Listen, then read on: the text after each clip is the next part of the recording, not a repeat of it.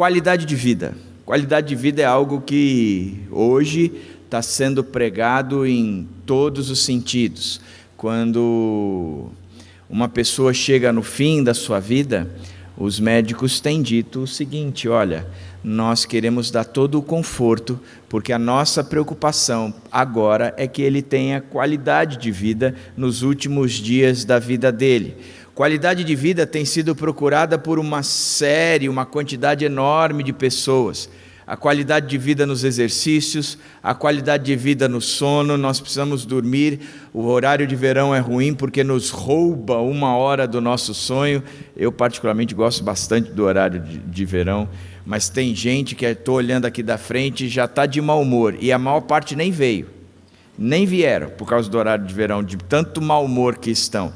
Qualidade de vida na alimentação, a pessoa deixa de comer carne para comer só hambúrguer de lentilha. Pelo amor de Deus, gente, na boa, soja, hambúrguer de soja, não dá, isso não é qualidade de vida, e aí já começa um contra. Mas a qualidade de vida tem sido algo que a gente tem procurado bastante, melhorias e melhorias.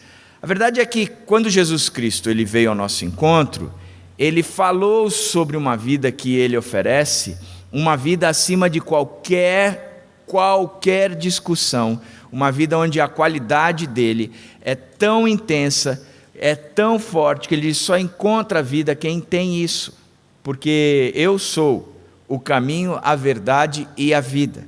Por isso eu quero olhar para o texto de Mateus e enxergar no texto de Mateus, que é conhecido como o Sermão do Monte, algumas características que Jesus apresentou do que significa ter qualidade de vida e quem é que realmente está bem na vida de hoje. Quando você abrir a sua Bíblia em Mateus 5, de 11 a 12, e eu mais uma vez insisto que você traga a sua Bíblia sempre, não importando a mídia que ela seja impressa ou seja digital, eu gostaria muito de que você trouxesse a sua Bíblia. Por quê?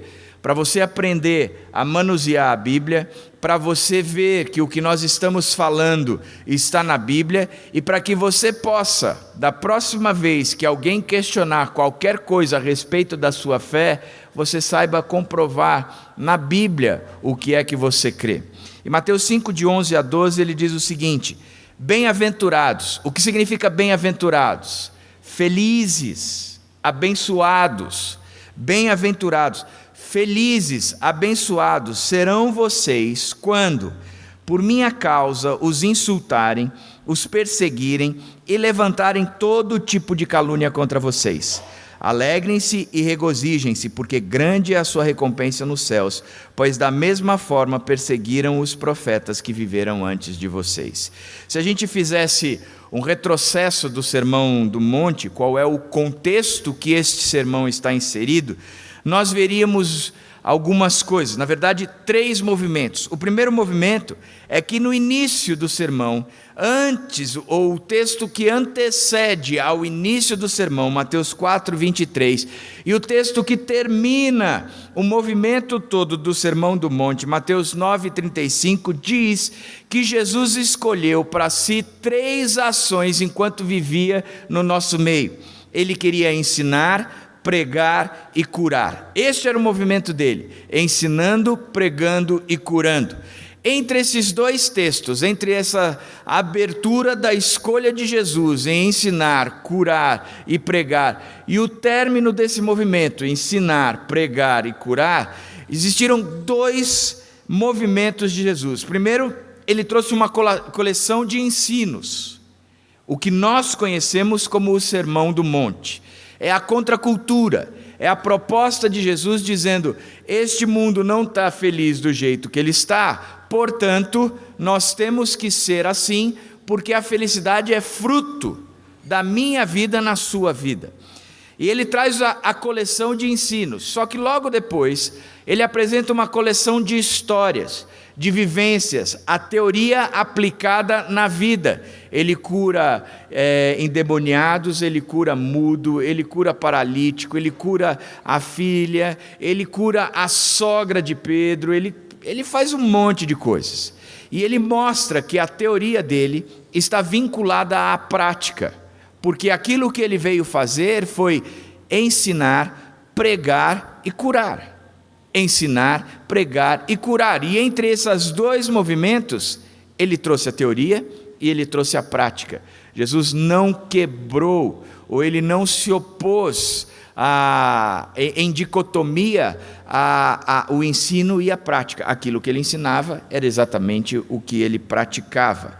Por isso ele apresenta o Sermão do Monte, e se a gente pudesse relembrar o que a gente estudou na semana passada como um jogo, e esse jogo é o jogo da nossa vida, no jogo da vida a gente precisa entender 4 razões de um jogo. Primeira razão, a regra. E a regra no Sermão do Monte é: não sejam iguais a eles. Não sejam iguais. Jesus traz o conceito da oração, dizendo, tem alguns que oram, no capítulo 6, verso 5, se eu não me engano, tem alguns que oram, e estes, quando oram, vão para a praça pública, querendo mostrar a sua espiritualidade, para aqueles que ouvem a sua oração, mostrar o quanto sabem e o quanto se posicionam, o como falam e o como deixam de falar, para que os outros fiquem impressionados com o conteúdo e a forma da sua oração, que estas pessoas que assim vivem, elas já receberam agora o que tanto queriam.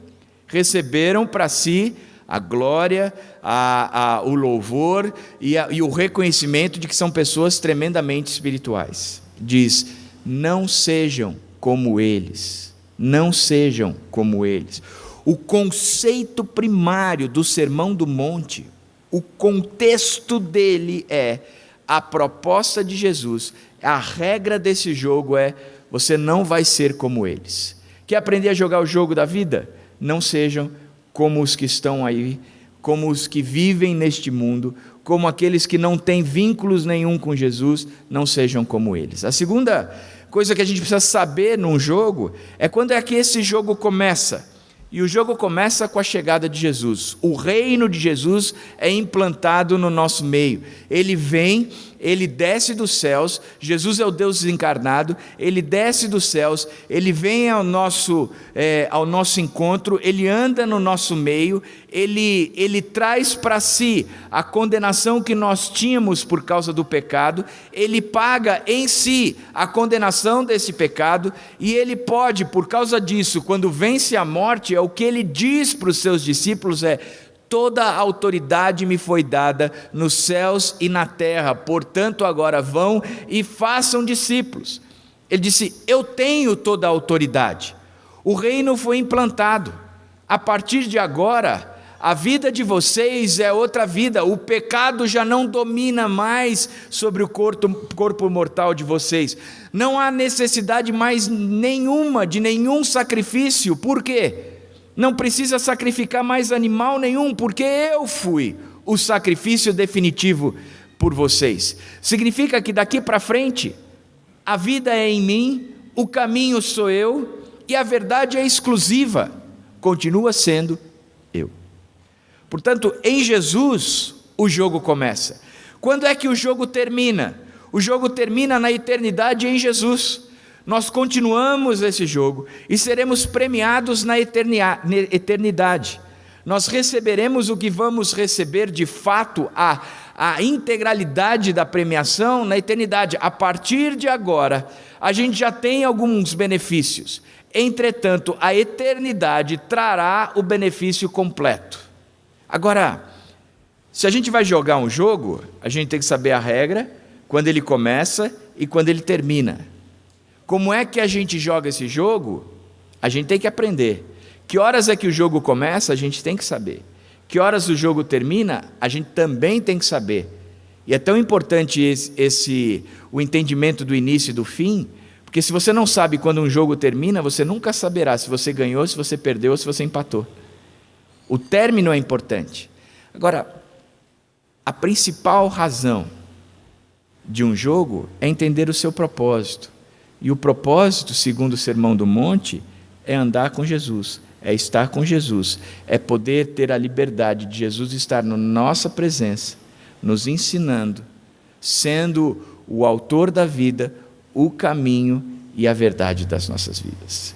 Que o melhor do reino continua sendo o Rei do reino. Que o melhor do reino continua sendo Jesus Cristo.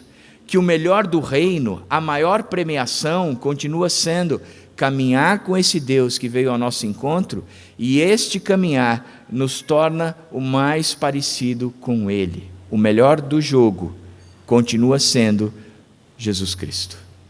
A gente olha para esse jogo e entende que a regra é não ser parecidos com o mundo, que começa quando Jesus Cristo veio e instaurou o reino, que termina em Jesus Cristo na eternidade, e que o propósito do jogo continua sendo Jesus Cristo. Agora, olhando para o texto que a gente viu, que a gente leu essa manhã, nós teremos 3 certezas neste texto do Sermão do Monte. Versos 11 e 12 diz: bem-aventurados serão vocês, quando por minha causa os insultarem, os perseguirem e levantarem todo tipo de calúnia contra vocês. Alegrem-se e regozijem-se, porque grande é a sua recompensa nos céus. Quando a gente lê esse texto, a gente já entende logo de cara qual é o movimento de Jesus. O movimento de Jesus é dizer o seguinte: escuta, gente, presta atenção. Vocês não estão felizes com o mundo de vocês. E não tem como ser feliz com este mundo. Portanto, eu estou apresentando a contracultura para vocês. A contracultura vinda do meu coração para o coração de vocês. Neste mundo, eles vivem assim. Vocês viverão dessa forma.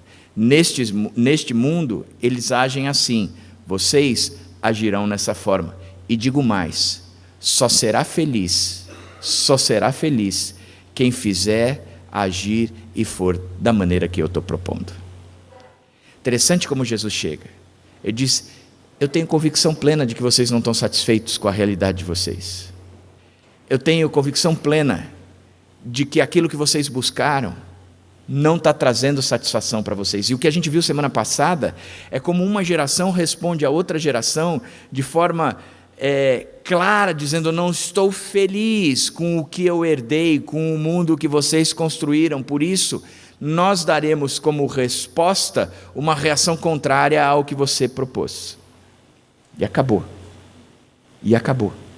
Ou seja, Jesus chega aqui apresentando isso, dizendo: bem-aventurados, felizes serão vocês quando por minha causa os insultarem, os perseguirem e levantarem todo tipo de calúnia contra vocês. Quer dizer, que raio de felicidade é essa?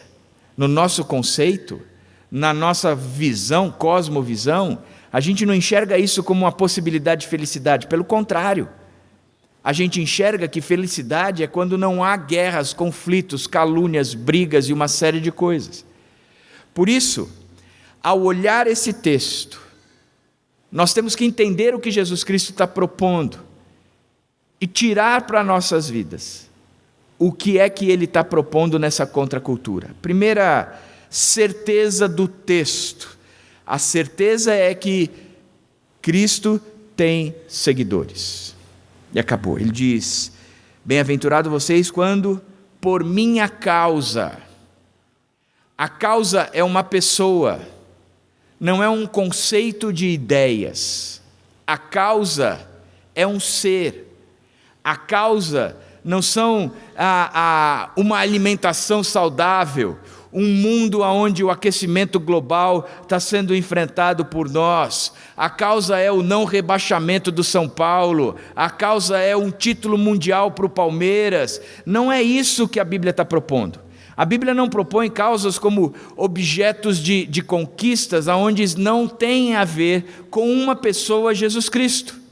Ele diz: bem-aventurados, felizes são aqueles que seguem a mim, que por minha causa, por aquilo que eu sou, por aquilo que nós, ou da maneira como nós vivemos. O cristão segue uma pessoa e não ideais. Significa que o que segue a Cristo deixou de seguir a si mesmo, deixou de seguir os padrões deste mundo, deixou de seguir valores impostos pela sua sociedade, deixou de seguir a influência do próprio diabo. O texto diz que ele passou a seguir uma pessoa, Jesus Cristo. O cristão que segue a Jesus Cristo, ele tem uma vida totalmente diferente. É uma vida totalmente diferente. Ele diz: bem-aventurado, felizes são aqueles que me seguem, porque eles não vivem desta maneira, mas eles vivem da maneira que eu proponho. Eles vivem me seguindo. E é interessante como a causa do Evangelho sempre será seguir uma pessoa, Cristo. O próprio Paulo instruía aqueles que o seguiam, dizendo: vocês podem ser meus imitadores, vocês podem me seguir, porque eu sou imitador de Cristo, porque eu sigo a Cristo. A minha causa é uma pessoa, a minha causa é seguir o Mestre, a minha causa não é pregar dogmas, valores, preceitos e assim, a minha causa é uma pessoa, Jesus Cristo, o Deus encarnado. A vida do cristão que segue a Jesus, ela é controlada por Jesus, ela é pontuada por Jesus, ela é firmada por Jesus. Portanto, quando nós nos firmamos e nos fundamentamos na pessoa de Jesus, o fato é que nós pensamos diferentes, nós agimos diferentes, nós somos diferentes, e o que Jesus está ensinando é que só dá para ser feliz aqueles que vivem desta forma. Bem-aventurado, abençoado, felizes são os que vivem neste conteúdo. Portanto, a certeza que temos é que Cristo tem seguidores, e o que nós seguimos é Jesus Cristo, e não princípios e valores, seguimos uma pessoa. Segunda certeza que o texto nos dá é que, apesar de seguirmos uma pessoa e essa pessoa ser Jesus Cristo, o fato é que aqueles que seguem a Jesus Cristo passarão por sofrimentos. O texto diz: bem-aventurados serão vocês quando por minha causa os insultarem, os perseguirem e levantarem todo tipo de calúnia contra vocês. São sofrimentos causados por causa de seguir a Cristo. Nunca são sofrimentos causados pela minha própria vontade, pelos meus próprios desejos. Mas o que o texto está mostrando é que este sofrimento, ele tem um destinatário. Ele tem uma fonte, e a fonte é Jesus Cristo. Aquele que segue a Jesus Cristo vai sofrer por causa de Jesus Cristo. O problema é que nós confundimos muito as coisas. A gente traz as provações criadas pelos nossos próprios desejos, e aí a gente acha que porque nós estamos sofrendo por causa dos nossos próprios desejos, o problema é que nós estamos sofrendo por causa de Cristo. Estou sofrendo porque eu não tenho dinheiro. Eu estou sofrendo porque o meu carro quebrou. Eu estou sofrendo porque a minha saúde está ruim. Isso não quer dizer que este sofrimento é por causa do reino. Mas aquele que segue a Cristo, por causa de Cristo, viverá provações. Fato. São sofrimentos causados pela causa de Cristo e não por uma causa pessoal. Detidos em uma prisão, pode ser um sofrimento, e aqui no nosso país, na nossa cultura, isso não é muito comum. Você vê alguém ser preso por causa de Cristo, sofrer violência por causa de Cristo, ser lançado em campo de concentração por causa de Cristo. Essas não são as marcas que a nossa cultura traz porque seguimos a Cristo. Entretanto, se você for em países muçulmanos, você vai perceber que aquele que se posiciona dizendo eu sou cristão, esses caras têm sido queimados vivos, têm sido sofrido de uma série de coisas. O fato é que quando nós vivemos a Cristo, trazemos para nós, sem dúvida nenhuma, sofrimentos. Pode ser caracterizado porque eu me posicionei como cristão, porque eu sou uma pessoa que fala a verdade, porque eu sou uma pessoa que vive como Cristo, que se posiciona contra todas as incoerências desse mundo, porque eu sou uma pessoa que vive de forma como Cristo gostaria que eu vivesse, porque eu quero me tornar parecido como Ele. Eu não vivo de maneira nenhuma como este mundo vive e propõe. E porque eu não vivo dessa forma, há, sem dúvida nenhuma, um levante contra mim. Há, sem dúvida nenhuma, o movimento de ódio do mundo contra o cristão. Há, sem dúvida nenhuma, isso é bíblico. O mundo vai odiar vocês, disse Jesus. O mundo vai odiá-los. Não vai aceitá-los. Porque a prática deles é totalmente diferente deles, porque aqueles a quem ele segue é totalmente diferente. São muito mais voltados para si mesmos do que para Cristo, que volta-se para toda a humanidade, que esvazia a si mesmo em prol do próximo, em prol do próprio Deus. Por isso ele diz, nós podemos perder o emprego, porque assumirmos uma postura de ser cristão. Nós podemos viver por meio de gracejos e insultos quando entramos numa sala, só pelo fato de sermos cristãos. Nós podemos viver uma campanha de difamação, de cochicho, de falatórios, só pelo fato de sermos cristãos. De verdades falsas, só por causa de sermos cristãos. A Bíblia nos apresenta como aqueles que seguem a Cristo, estes serão perseguidos, é promessa. E nós somos tão egoístas que a gente fala de todas as promessas, menos dessa. A gente diz que o Senhor, segundo a sua riqueza em glória, há de suprir todas as minhas necessidades. Que nós nunca vimos um justo sequer passar por privação ou por necessidade. Significa, Senhor, eu reivindico para mim a certeza de que eu preciso disso. A certeza de que o meu carro será trocado, a certeza de que a minha saúde será curada, eu reivindico isso. Como se eu não pudesse passar por sofrimento. Lembra que o Sermão do Monte, ele começa com a escolha de Jesus em agir em 3 direções, de ensinar, pregar e curar. E aí ele vê as multidões, ele sobe no alto do monte, ele senta, os seus discípulos sentam próximo deles, e ele passa a ensinar esses discípulos, na expectativa de que esses discípulos impactassem a vida daquela multidão que escutava também o que ele pregava. O objetivo inicial de Jesus no Sermão do Monte foi ensinar os discípulos.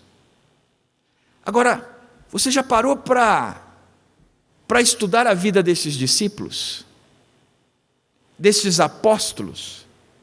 Desses primeiros que estavam sentados com ele? Porque hoje em dia, o conceito de apóstolo que nós trazemos e vemos na televisão é de um cara que não sofre provação, é de um cara extremamente rico, é de um cara que tem heliporto na sua casa, é de alguém que tem condições de ficar passeando de barco, é alguém que tem avião em seu próprio nome, é alguém que tem carros do último tipo, é alguém que vai para hospitais no mundo e dos melhores hospitais recebe os melhores tratamentos.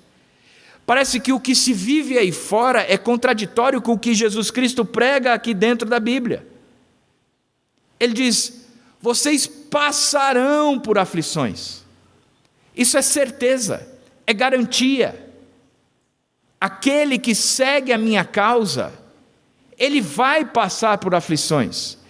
E Jesus está ensinando para aqueles próximos, que quando você lê o texto de Mateus 3, 16 e 18, ele diz, então são os 12 que ele escolheu, que trouxe para perto de si, trazeu para perto de si não, é o horário de verão, que trouxe para perto de si, Simão, a quem deu o nome de Pedro, Tiago, filho de Zebedeu, João, seu irmão, aos quais deu o nome de Boanerges, que significa filho do trovão, André, Filipe e Bartolomeu, Mateus, Tomé, Tiago, filho de Alfeu, Tadeus, Simão o Zelote e Judas Iscariotes, o que traiu. Diz que ele escolheu 12 e trouxe para perto de si estes 12. John Fox, um inglês que viveu em 1500 e alguma coisa, estudou a vida desses homens e traz num livro que é conhecido como a Vida dos Mártires. E ele apresenta o seguinte dos 11, porque um traiu e se enforcou. Primeiro Pedro foi crucificado em Roma. Depois nós temos Pedro, nós temos depois Tiago, foi decapitado. Depois de Tiago nós temos João, o único a ter uma morte natural, mas diz a tradição que ele foi posto num caldeirão de azeite fervendo, foi tirado de lá sem dano nenhum e depois posto numa ilha de prisioneiros, chamada a Ilha de Patmos, e lá ficou até morrer. Depois de João nós temos André, o melhor de todos os discípulos, foi crucificado em Édesa. Depois de André, nós temos Filipe, açoitado e crucificado, Bartolomeu, açoitado e crucificado, Mateus, morto por uma alabarda, que é uma lança com uma espada na ponta, Tomé, atravessado por uma lança, Tiago, espancado e apedrejado, você tem Tadeu, que foi crucificado, e por fim você tem Simão, que também foi crucificado. Você olha para esses discípulos que chegaram perto de Jesus, no Sermão do Monte, a quem ele está ensinando, e você perceba que o fim deles foi fim muito cruel, que não foram pessoas isentas de provação, pelo contrário, porque seguiam a Cristo, sofreram com a própria vida, padeceram com a própria vida, pagaram com a própria vida, porque aquele que segue a Cristo, ele passa por provação, ele sofre por causa de Cristo, não tem a ver com o sofrimento que a gente tem visto hoje em dia, aonde o padrão de vida, a escolha da vida e o propósito da vida é muito diferente do que tem sido visto hoje em dia.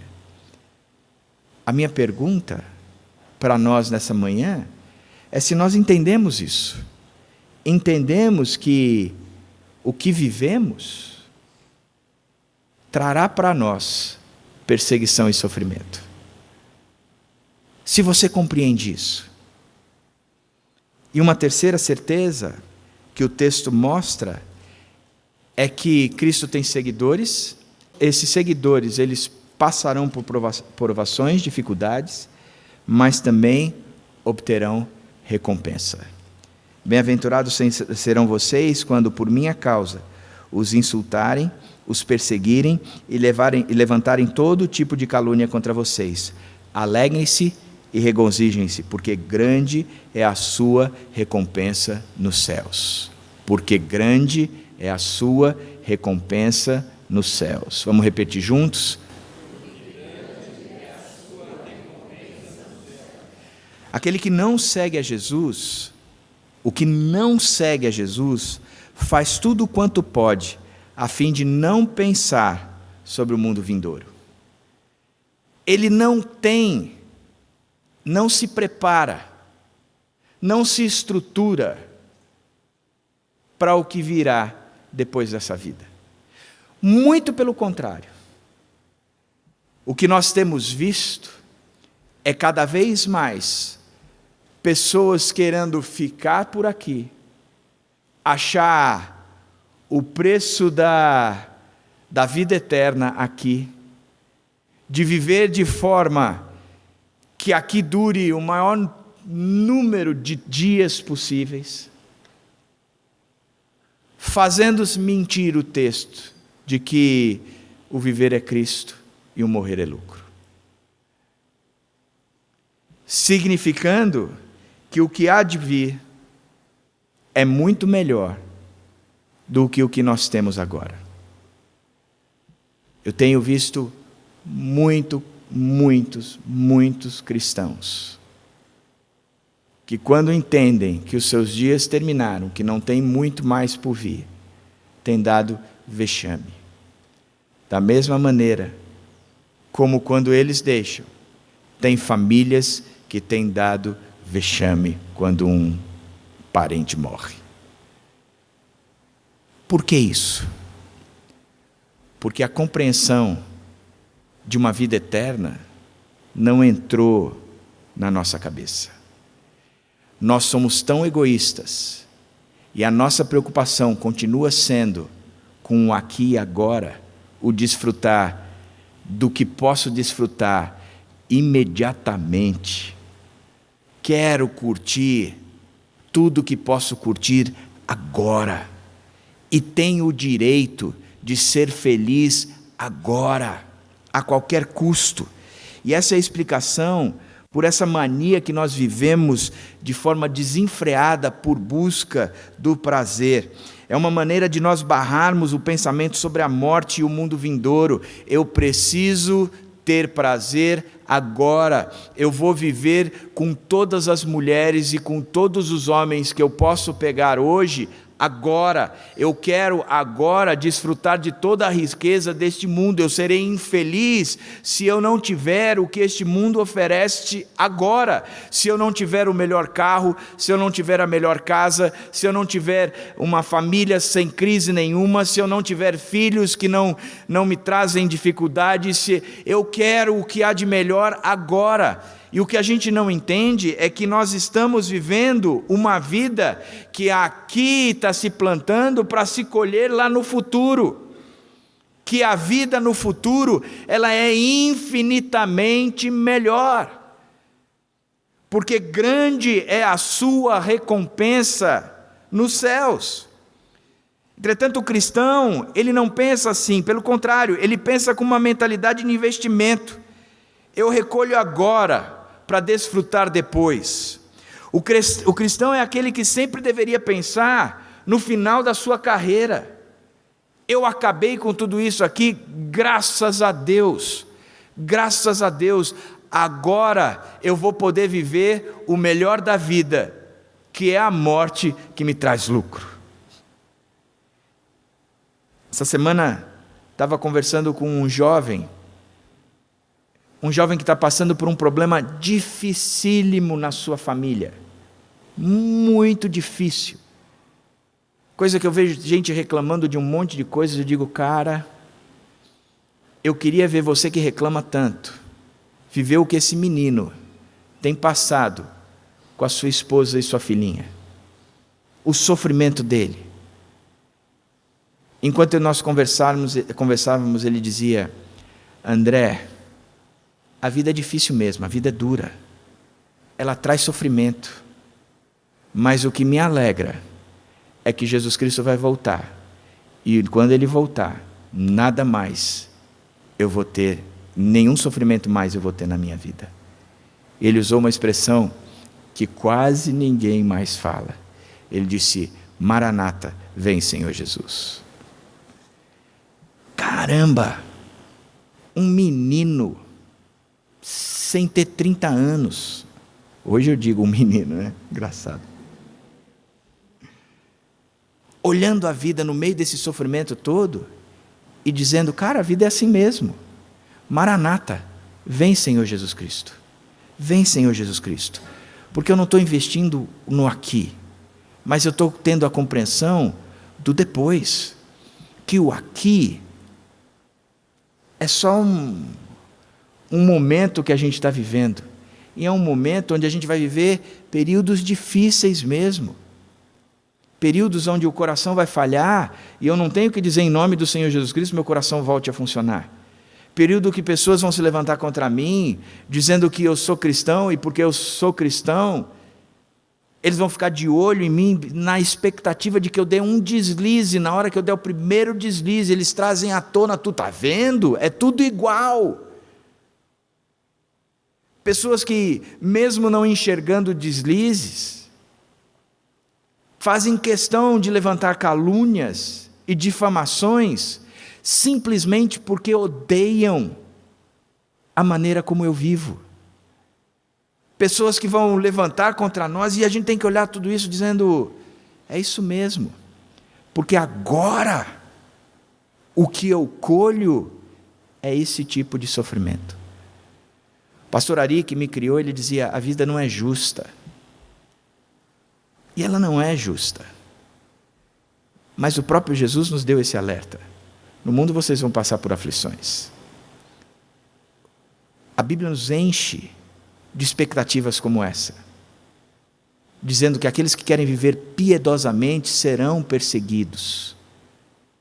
A Bíblia traz um contexto de que fé é a certeza de coisas que não se veem, a convicção de fatos que não se revelaram. E aí, depois desse contexto de Hebreus 11:1, quando ela traz essa definição, ela traz ainda mais a expectativa de que aquele que quer viver pela fé tem que ter, em primeiro lugar, a convicção de que Deus existe e que é galardoador, que premia, que traz a recompensa daqueles que o seguem. E aí ele diz, por causa disso, em Hebreus 11, na galeria dos heróis da fé, homens e mulheres viveram de tal forma que foi sofrimento em cima de sofrimento, perseguição em cima de perseguição, tribulações em cima de tribulações. Mas continuaram, porque enxergavam além, sabiam o final do filme. Por isso, nós deveríamos ver com 3 considerações. A primeira consideração, a percepção de quem nós somos. Quem eu sou? Eu sou um filho amado de Jesus Cristo, um cristão em recuperação. Mas eu sou aquele que segue a Cristo, que está inserido num mundo que é injusto, que a vida é dura. Este sou eu. A consciência do lugar para onde nós estamos indo. Eu sei para onde eu vou depois dessa vida. Eu tenho convicção qual é o meu lugar. Se tudo acabasse hoje, eu tenho convicção para onde eu vou. Eu não tenho dúvidas nenhuma de que eu sigo a Cristo e é com Cristo que eu estarei. E a terceira convicção, sendo que a primeira é a percepção de quem nós somos, a segunda é a consciência do lugar para onde nós estamos indo, a terceira é o que nos espera quando eu chegar lá. Você tem clara essa figura? Você tem essa fotografia? Porque aquilo que nos espera lá é que nos motiva a viver aqui hoje. Quando Paulo diz, eu sei em quem tenho crido e estou bem certo que Ele é poderoso para guardar o meu tesouro até o dia final, Paulo está trazendo o conceito de que eu estou seguindo alguém, que Ele é poderoso para me fazer viver esta vida, para me fazer viver estes momentos, para fazer com que eu viva essas dificuldades todas. E se você for estudar a vida de Paulo, você vai ver que ele, como apóstolo, ele não teve helicóptero, carro de luxo, iates, mansões e assim por diante. Ele foi muito sofrimento. Ele escreveu muitas vezes acorrentado a um guarda. Ele teve a sua vida ceifada no final de tudo. Viveu, mas ele sabia aonde ia chegar. E ele tinha convicção do que ia receber depois. Agora nós não sabemos disso. Muitas vezes, quando tenho visitado pessoas que estão indo ou vivendo os seus últimos dias, eu pergunto, escuta, você tem convicção de que você é salvo em Jesus Cristo? E infelizmente, de forma triste eu digo, que a maioria tem respondido, eu acho que sim. Como eu acho? Como eu acho? Aquele que entende quem Cristo é, aquele que entende para onde vai, e aquele que entende o que espera depois de ir, ele enfrenta essa vida de peito aberto e encara a morte dizendo, como eu quero este momento. Lembro sempre de uma das últimas conversas que eu tive com a dona Elizabeth, que ela virou para mim e disse, hoje de manhã eu acordei e eu vi que eu estava no hospital e eu fiquei triste, porque eu achei que eu ia acordar já nos céus.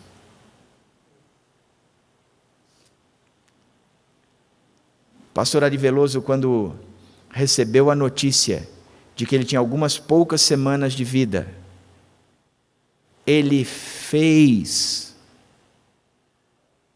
a liturgia do culto fúnebre dele e convidou aqueles que participariam do culto fúnebre dele, dizendo, eu quero que você fale isso, você tem tantos minutos para falar. Impressionante isso. Obterão recompensa. A consciência de que está por vir é muito melhor do que eu desfruto hoje, que é incomparável melhor. Por isso eu vivo dessa forma. É nessa perspectiva que Paulo escreve 2 Coríntios 4, 16, 18, dizendo: por isso não desanimamos, embora exteriormente estejamos a desgastar-nos, interiormente estamos sendo renovados dia após dia, pois os nossos sofrimentos leves e momentâneos estão produzindo para nós uma glória eterna que pesa mais do que todos eles. Assim, fixamos os olhos não naquilo que se vê, mas no que não se vê, pois o que se vê é transitório, mas o que não se vê é eterno. Esse texto resume tudo o que a gente está falando. O texto por si só já explica. Por isso, entendendo a vida como um jogo, e eu que gosto de jogo de futebol, há sempre uma expressão no jogo de futebol, quando há dúvida se uma jogada é permitida ou não, se foi uma falta ou não, se foi legal ou não que foi feito, se perguntava a um juiz aposentado, comentarista, chamado Arnaldo César Coelho. E o jargão ficou conhecido como: pode isso, Arnaldo? Na regra, é permitido isso? Então, tendo esta visão de que nós estamos numa vida, e nessa vida nós estamos seguindo a Jesus Cristo, a certeza que nós temos agora é que nós vamos passar por aflições, e o que vem pela frente é muito melhor do que se desfruta agora. Olhando para a vida como um jogo, eu queria fazer uma pergunta.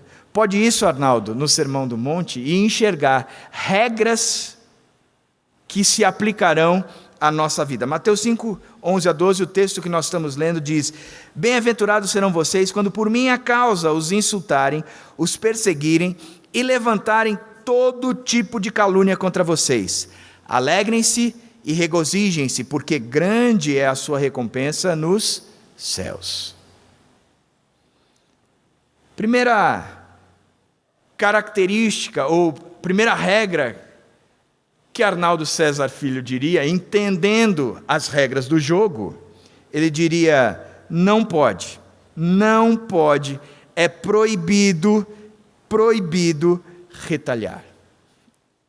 Proibido. O texto diz: bem-aventurado vocês quando por minha causa vocês forem insultados, perseguidos e levantarem todo tipo de calúnia contra vocês.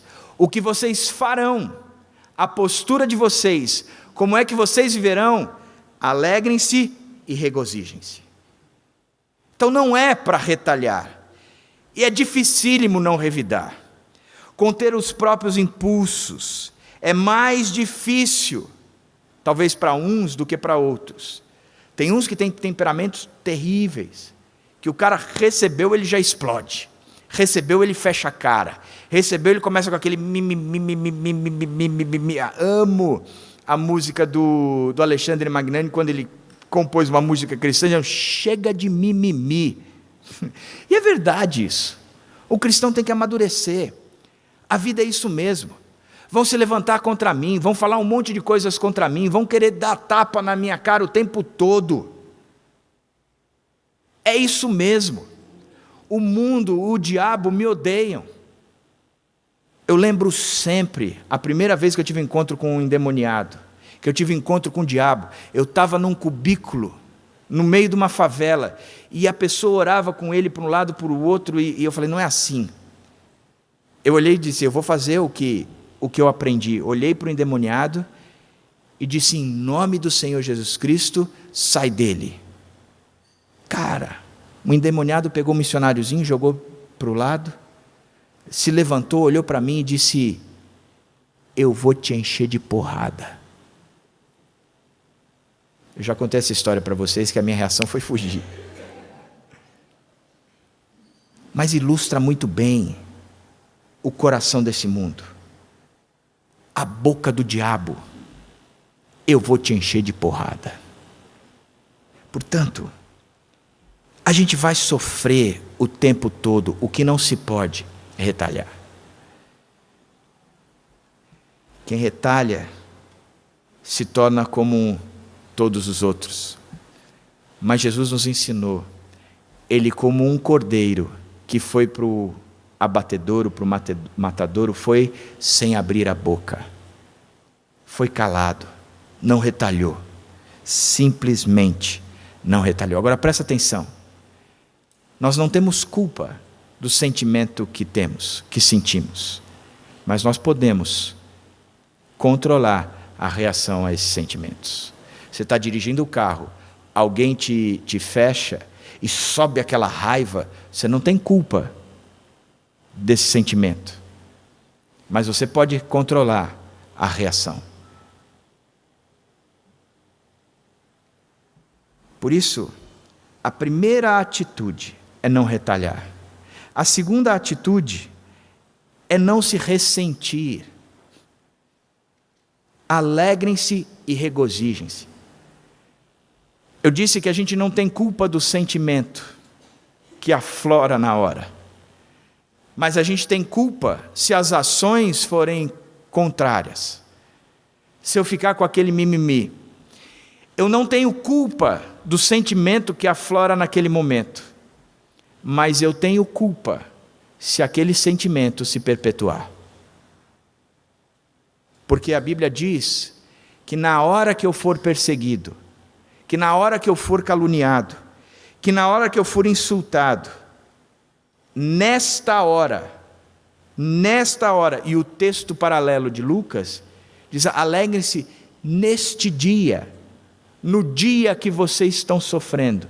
Diz, nesta hora, que o sentimento seja de alegria e regozijo. Olha que coisa, aquele que segue a Cristo, aquele que se torna parecido com Cristo, ele tem a garantia de que ele sofrerá aflições. E ele tem o dever de não retalhar, a sua reação não pode ser de retaliação, e nem os seus sentimentos podem ser de ressentimentos. O que segue a Cristo não guarda ressentimento. O que segue a Cristo, ele consegue viver dizendo: cara, isso não é algo que vai me afetar, isso não é algo que vai me bater. Portanto, a última coisa que o texto nos diz em Mateus 5, 11, 12 é que diz: alegrem-se e regozijem-se. O que é de direito? O que é de dever? Qual é o sentimento de fato que inunda o cristão? De alegria e regozijo. O texto paralelo de Lucas diz: regozijem-se nesse dia e saltem de alegria. Regozijem-se neste dia que vocês estão sendo perseguidos e saltem de alegria. Por que se alegrar? Primeiro, o sofrimento por causa de Cristo prova quem você é. Porque você segue a Cristo, você vai sofrer por causa de Cristo. Portanto, é lógico que o sofrimento é fruto somente daquele que segue a Cristo, por causa de Cristo. Então, se eu estou sofrendo, é porque eu estou sendo identificado com Cristo. Eu entendi o propósito do jogo, que é estar com Cristo, viver em Cristo e caminhar com Cristo. A segunda coisa é que o sofrimento por causa de Cristo, ele comprova o nosso destino final, porque grande é a sua recompensa no céu. Por isso, se formos perseguidos, deveríamos pensar que estamos garantidos nos céus. O seu destino já foi fixado. Eu já tenho a minha passagem no trem que está em direção ao céu. Quando somos perseguidos, este mundo está dizendo que já não mais pertencemos a Ele, que não há mais identidade com Ele, que não há mais vínculo com Ele, que Ele nos odeia, porque pertencemos a Cristo. E por causa disso, a pergunta que devemos nos fazer diariamente é: se esta comprovação nos enche de alegria, se estamos felizes de fato por isso, se o nosso viver com Cristo, Ele nos trouxe de fato a alegria, ou a gente vive nesse murmúrio eterno da característica de pessoas que nunca se encontraram com Cristo e têm a expectativa de que o aqui e o agora pode ser o que há de melhor na sua vida eternamente. É impossível viver dessa forma. Quem segue a Cristo se alegra sabendo que a sua escolha está sendo evidenciada por situações específicas. O que é que causa a nossa alegria? O que é que causa a nossa alegria? Por isso, no Sermão do Monte, no Mateus 5,12, Jesus está dizendo: alegrem-se e regozijem-se, porque grande é a sua recompensa nos céus. Pois da mesma forma perseguiram os profetas que viveram antes de vocês. Depois, no capítulo 16, ele traz uma sentença: assim brilhe a luz de vocês diante dos homens, para que vejam as suas boas obras e glorifiquem ao Pai de vocês que está nos céus. Sabe o que eu e você precisamos fazer? Mostrar a nossa alegria para este mundo tão triste. Para que este mundo reconheça que existe sim felicidade. Para que uma geração não precise dizer a outra geração: eu não sou feliz com o mundo que eu herdei. Para que a geração seguinte se levante, conhecendo Deus e os seus feitos, e esta seja a razão da sua alegria, sabendo que num dia, mais cedo ou mais tarde, ao som da voz do Deus eterno, a trombeta soará, e no abrir e fechar dos olhos, nós nos encontraremos com o Deus eterno. E toda a dor cessou, e todo o choro acabou, toda lágrima foi enxugada, toda doença foi extirpada, todo ranger de dentes não existirá mais, porque aí o Eterno estará para sempre conosco, e a plenitude da sua presença será a fonte da nossa alegria. Fica firme, meu irmão. Fica firme, minha irmã. Maranata, vem, Senhor Jesus Cristo. Fica firme.